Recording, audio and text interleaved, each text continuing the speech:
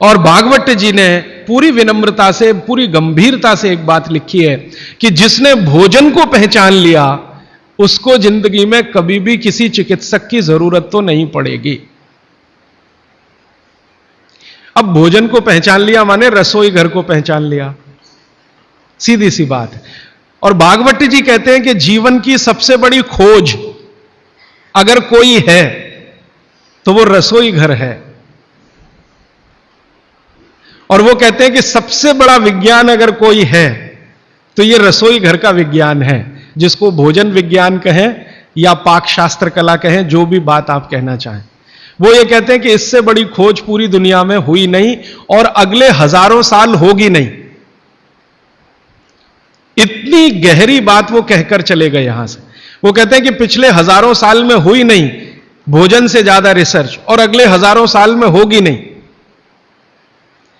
और मैं अपने अनुभव से और आप खुद अपने अनुभव से यह बात कह सकते हैं कि दुनिया में भोजन और रसोई पर सबसे ज्यादा रिसर्च अगर कहीं हुई तो भारत में हुई, और अगले हजारों साल भी होगी तो भारत में ही होगी। क्यों?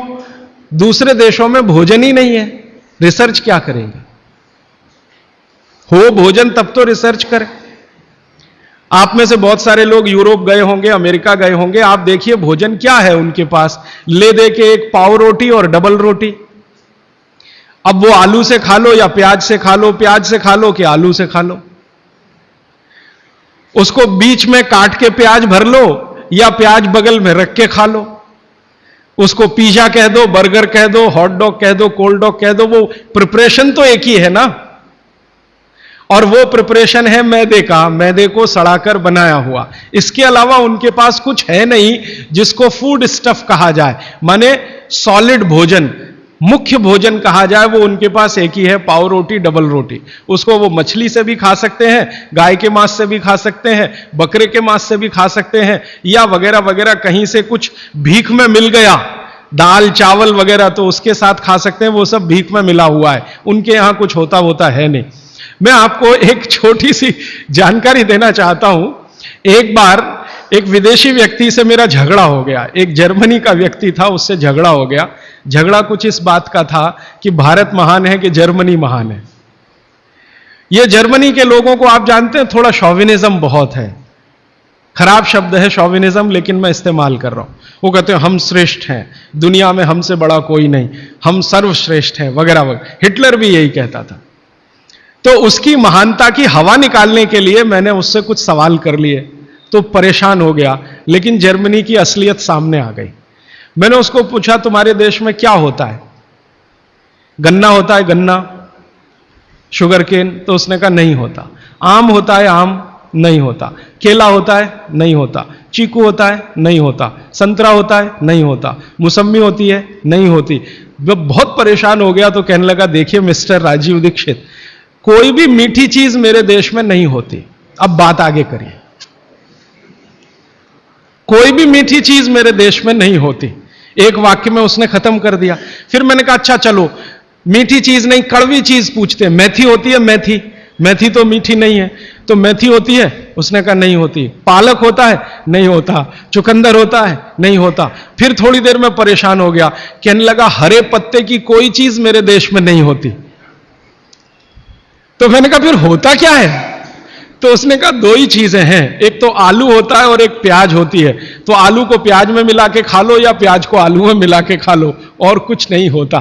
फिर मैंने उसको गिनाना शुरू किया कि देखो भारत में क्या क्या होता है, मीठी चीजों में क्या क्या होता है, खट्टी चीजों में क्या क्या होता है, तीखी चीजों में क्या क्या होता है, कसैली या कड़वी चीजें क्या क्या है। 6 रस है ना, षड रस की बात कही जाती है। 6 रस में मैंने गिनाना शुरू किया तो वो कहता है कि यार इसमें तो एक एनसाइक्लोपीडिया लिख जाएगा। मैंने कहा यस, भारत में इतना ही होता है। और मैंने उसको जब ये कहा कि ये हर गांव में होता है, तब तो वो बहुत परेशान हो गए। मैंने कहा हर गांव में होता है, 7,32,000 गांव हैं, हर गांव में ये सब होता है। माने किसी गांव को दूसरे पर निर्भर रहने की जरूरत नहीं है, नमक को छोड़कर।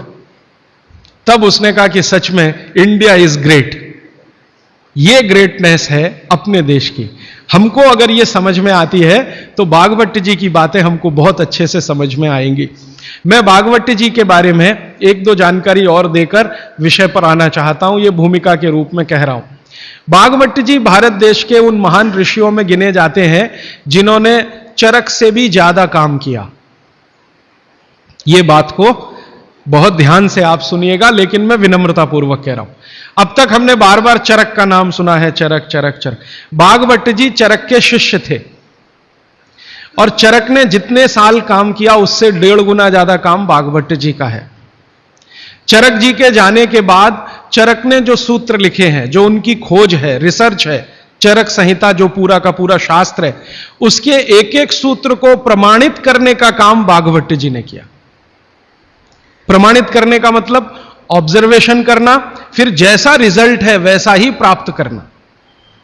जैसे चरक ऋषि ने कहा यह खाने से यह होता है, मान लो उन्होंने एक स्टेटमेंट कर दिया कि यह वस्तु खाने से यह होता है, भागवत जी ने उसको प्रमाणित करने में 25 साल लगा दिए, 20 साल लगा दिए, 30 साल लगा दिए, और जब तक देख नहीं लिया तब तक उसको लोगों को कहने लायक नहीं माना। हमारे आयुर्वेद चिकित्सा शास्त्र के जो विशेषज्ञ हैं वो ये मानते हैं कि चरक जो थे महापंडित थे, बहुत ऊंचे स्थान के व्यक्ति थे, लेकिन भागवत जी थे वो साधारण आदमियों के चिकित्सक थे। इसका मतलब क्या है? इसका मतलब यह है कि चरक ने जो बातें बहुत गहराई से और गूढ़ शब्दों में कही हैं, भागवत जी ने उनको बहुत सरल करके साधारण लोगों की समझ में आए वैसा प्रस्तुतिकरण कर दिया है। भागवत जी की ये 2 पुस्तकें अष्टांग हृदयम और अष्टांग संग्रहम पढ़ने के बाद मुझे लगा कि मैंने चरक को पढ़ लिया, सुश्रुत को पढ़ लिया, निघंटु को पढ़ लिया, सबको पढ़ लिया, क्योंकि उन्होंने सबका निचोड़ डाल दिया उसमें। और वो ये कहते हैं कि अब मैंने जो तैयार कर दिया है अष्टांग हृदयम या अष्टांग संग्रहम, ये आम आदमी के लिए है, वो चाहे तो इसका पालन करे और अपने जीवन में मेरी तरह से सुखी और निरोगी रहे। भागवत जी 135 वर्ष तक जिंदा रहे और उनके शिष्य बताते हैं कि उन्होंने इच्छा मृत्यु को धारण किया, माने उनकी इच्छा हो गई थी कि अब बहुत दिन जिंदा रहने से कोई फायदा नहीं है, तो मृत्यु को वरण किया। ऐसे पंडित आदमी, इतनी कमांड अपने शरीर पर। और वो ये कहते हैं जब मृत्यु को जा रहे थे तो उनके शिष्य कह रहे थे कि परेशान हम हो जाएंगे, आप चले जाएंगे। उनका कोई परेशानी नहीं है, ये शरीर छोड़ूंगा दूसरा धारण करूंगा, जैसे तुम शर्ट बदलते हो मैं बदल लूंगा, लेकिन अब मुझे जाना चाहिए, इस शरीर का सीमा हो गया है। ऐसे व्यक्ति जिन्होंने मृत्यु को धारण किया अपनी इच्छा से, उन्होंने जो कुछ अपने जीवन में किया है वो 2 ही पुस्तकों में सारा समाहित है, तीसरी कोई पुस्तक उन्होंने लिखी नहीं। और वही दोनों पुस्तकों में कुल मिलाकर 7000 सूत्र हैं। 7000, 2 पुस्तकों में कुल मिलाकर 7000 सूत्र हैं। सभी सूत्र संस्कृत में हैं, ये तो आप जानते ही हैं, क्योंकि उस जमाने में हिंदी थी नहीं, तमिल थी नहीं, तेलुगु थी नहीं, ज्यादा से ज्यादा संस्कृत ही थी या प्राकृत थी। तो संस्कृत में उन्होंने सब कुछ लिखकर छोड़ दिया। वही सूत्र मैं पिछले कई वर्षों से पढ़ता रहा, 4-5 वर्षों से तो बहुत ज्यादा पढ़ रहा हूं, जब से मुझे मन में ये बात आई पढ़ता रहा। और हमारा जो अभियान है जो पूरे देश में हम चलाते हैं स्वदेशी के लिए, उससे ये बहुत गहराई से जुड़ा है।